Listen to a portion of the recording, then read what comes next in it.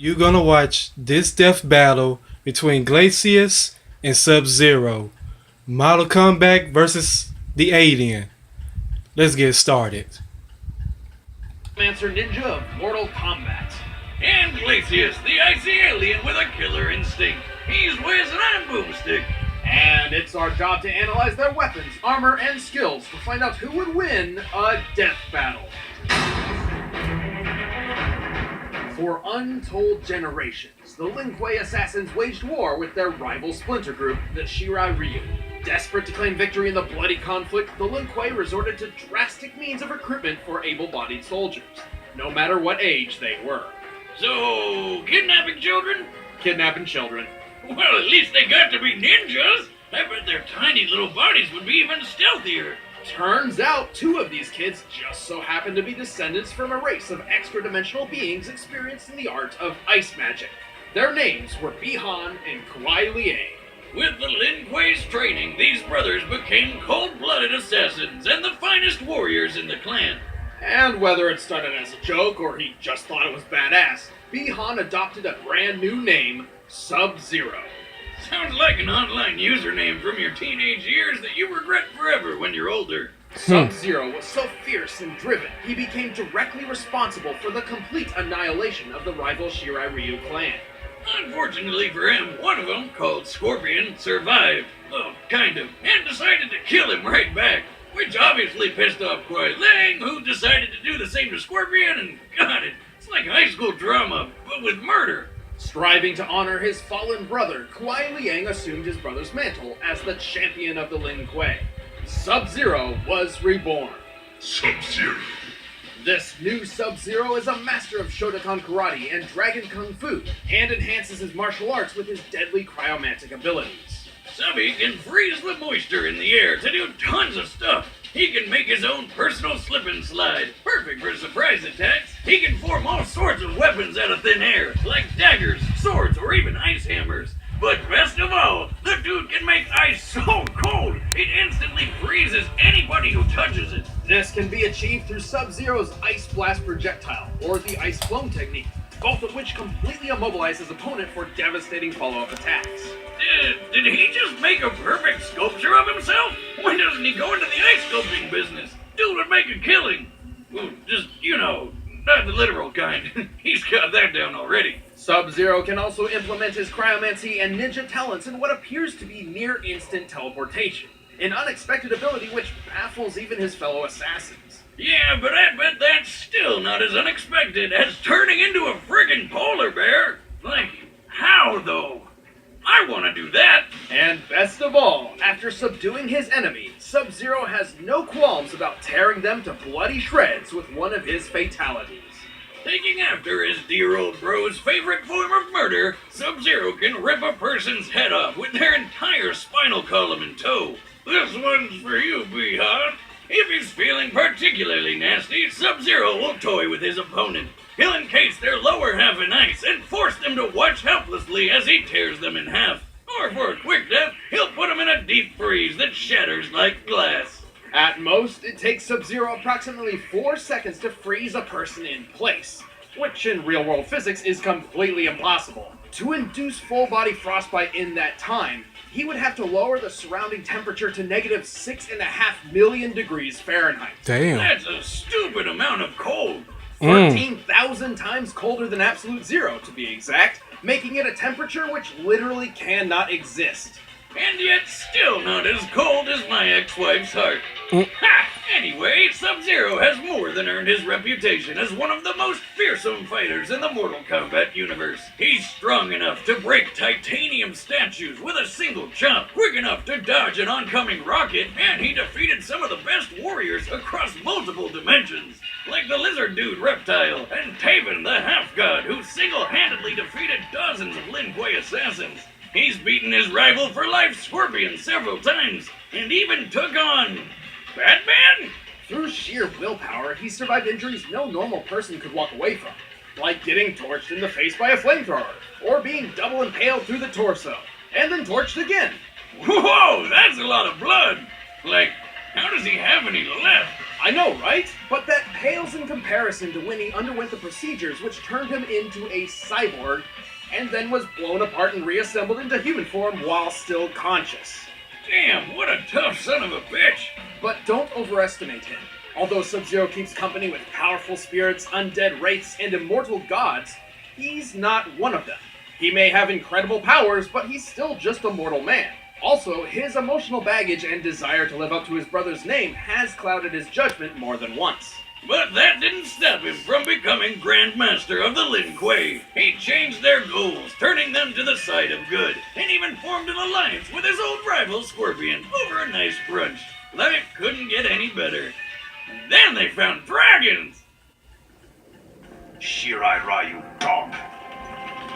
Lin Kuei scum! Death is more honor than you deserve.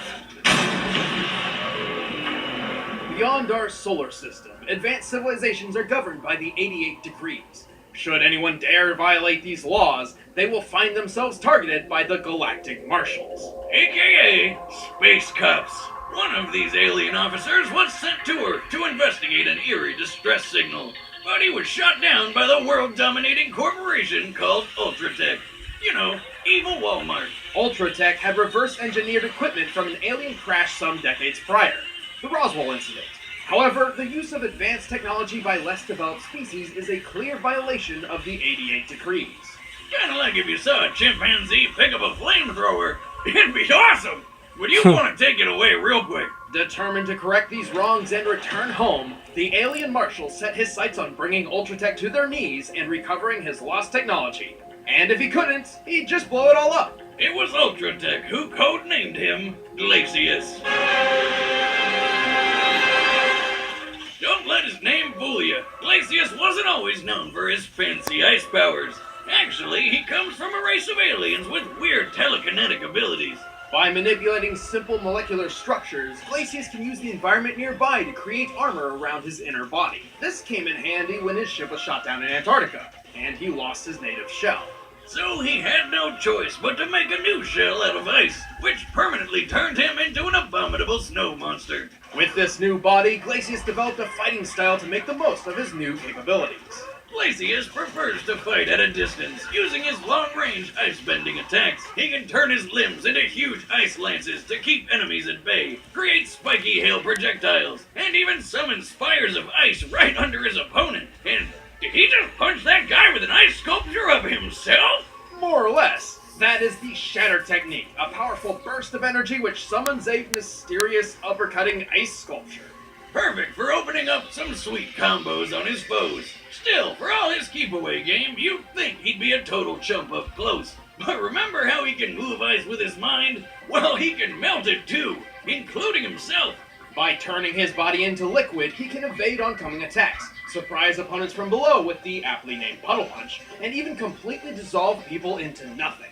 And as an added precaution, he can summon extra ice to his body to serve as thicker armor, though his molecular telekinesis is too limited to maintain this armor for long periods of time. He may be made of ice, but Glacius can still hit hard enough to launch opponents several stories into the air, including the 550-pound Fulgor units Ultratech is known for. He's cunning enough to not only infiltrate Ultratech's highly guarded facilities, but also surprise attack its highly advanced robotic CEO, Arya.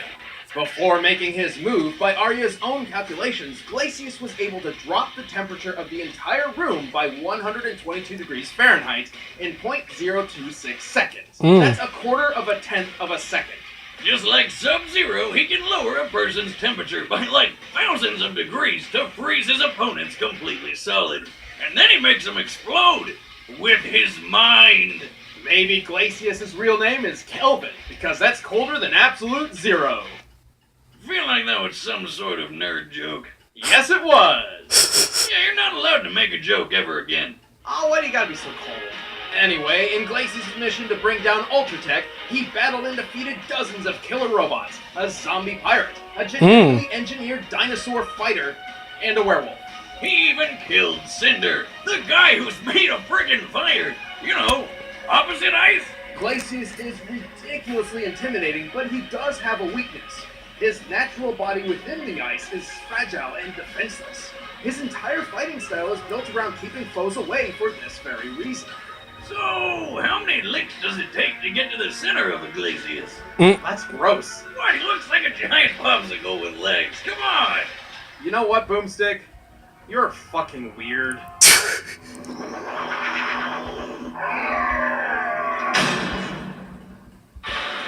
Alright, the combatants are set. Let's end this debate once and for all. But first, all this talk of these cold people makes me think of refrigerators, which makes me think of food, so here we go! Now, I'm a man who likes a good home-cooked meal, but going out to buy or hunt my own food is a hassle. If only there was some way food could be brought straight to me! Good news, Boomstick! Introducing Blue Apron, the #1 fresh food delivery service in the country. Using only the freshest ingredients, Blue Apron delivers a kit of ready-to-cook meals straight to your door, along with easy-to-follow instructions. Plus, the ingredients are perfectly proportioned, so it cuts down on waste, and you know you're using the right amount. On top of that, you can log into their website and select the upcoming meals that sound good to you, like the crispy salmon and roasted potato salad with pickled mustard seeds and cream fraiche sauce. Plus, it does feel rewarding cooking new and exciting meals right in your own home. But don't just take our word for it. We want you to try it. Because you're watching Death Battle, you can get 3 meals free with free shipping by heading to blueapron.com/battle. Seriously, you will love how good it feels and tastes to create incredible home-cooked meals with Blue Apron. So don't wait. That's blueapron.com/battle. But right now, it's time for a Death Battle!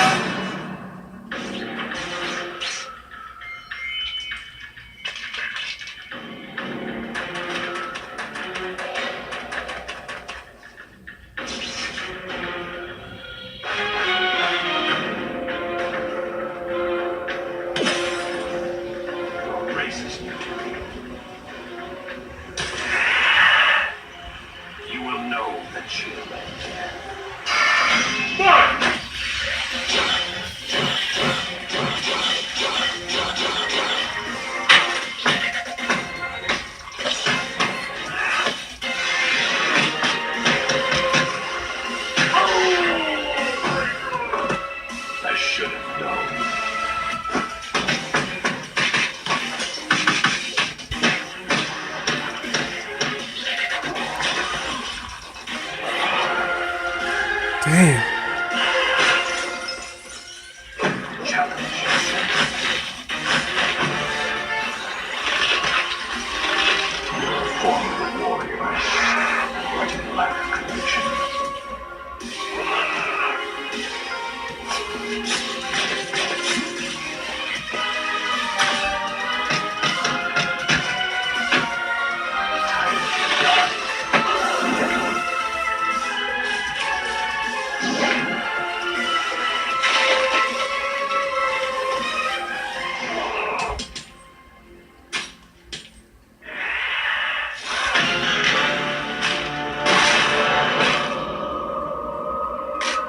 Dang, that was quick. Huh. I know it's the theme and all, but that was just ice cold. Yes, it is. Glacius and Sub-Zero seem to be a near match in terms of cryomantic abilities, but Mhm. it was Sub-Zero who had the training and the power to bring Glacius down.